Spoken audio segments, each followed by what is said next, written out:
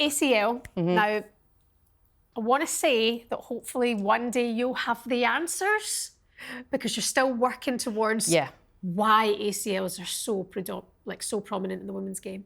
Yeah, and I think, you know, if you look at the things that we have actually studied, that's predominantly anatomy, biomechanics, how we actually move, and then, of course, this menstrual cycle that everybody's talking about. And, of course, when we look at anatomy, our bones are smaller. We've got a smaller area called the femoral notch where the ACL goes into. It doesn't really matter if you don't know where that is. Tibia, top of the tibia, slopes differently in females. And then, of course, we've got these wider hips, and people are saying these are a problem. And then the way that we land is different. We sometimes have our knees go in. Hamstrings are weaker, outside of the hips are weaker. And these are all things that have been kind of researched. And then when it comes into the menstrual cycle, they were finding that halfway through the cycle, just before kind of ovulation, where the egg's released, estrogen peaks. Estrogen kind of can have an impact on the ACL by making it a little bit more lax. But I was listening to a podcast the other week with Sue Anstis, and she was talking about to Professor Kirsty Elliott-Sale. And Professor Kirsty Elliott-Sale is a world expert in the menstrual cycle. And she was saying, well, players or studies are telling us that we have this peak around mid-ovulation. But actually, when we speak to players, they're actually telling us they're kind of tearing their ACL on their period. And that's when estrogen is really low. And they can't be this, both things can't be true. So what we're finding now is people are starting to question all of that.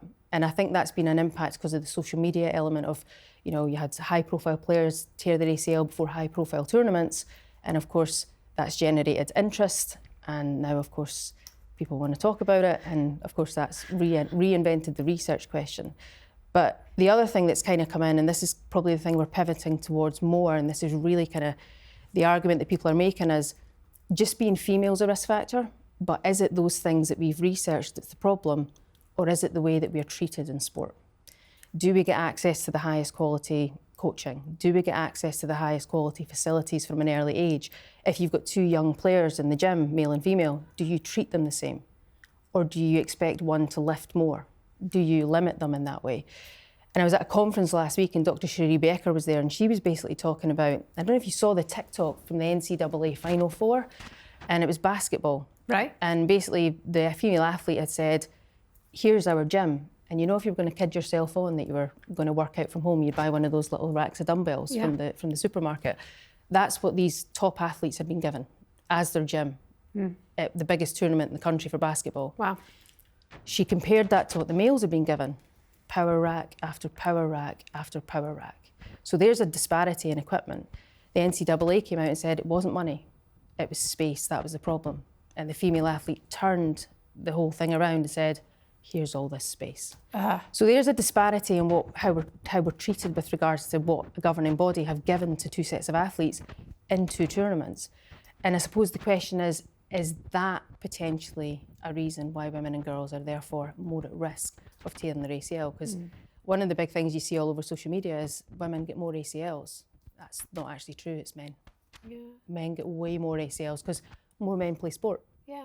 But if you take the same amount of males, same amount of females, you'll find that females are about 2 to 3, sometimes depending on the paper you read, up to 9 times more likely to tear. I feel like I'm hearing this 6 times more likely. Women are 6 times more likely to tear an ACL, like that number's been drummed in.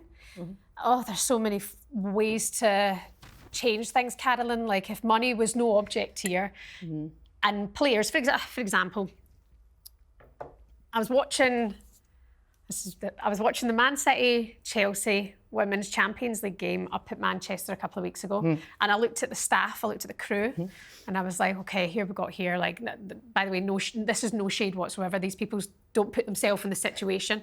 And I was looking at all the different kind of personalities and characters that were there who work in the backroom staff, and trying to do the ratio of that one person, perhaps, that worked a squad of players. Yeah.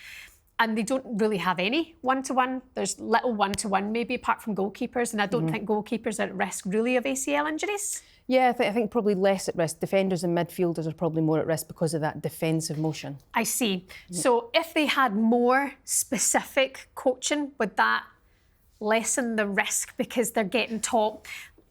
like specific movement. You know, like someone could hone in on the way they're moving and go, and actually you're likely to twist this knee, or that could do this, or that could do that. Here's where we have to stop. And like some people say, you have to retrain yourself to walk when you get to a certain stage, because otherwise you develop these bad habits. Like have habits crept in to the women's game because we're so used to following the way the men have done it for so many years that have caused a problem.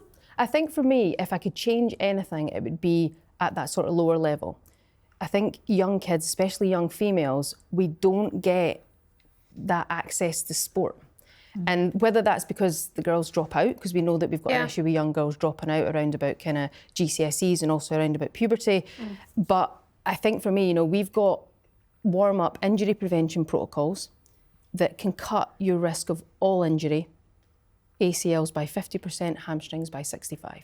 Wow. And these actually focus on how you land. You know, they focus on plyometrics, they focus on core stability, they focus on just, you're right, how you move. But if you put those into the pros, would that make a difference? I think when you're dealing with professional level athletes, elite athletes are different.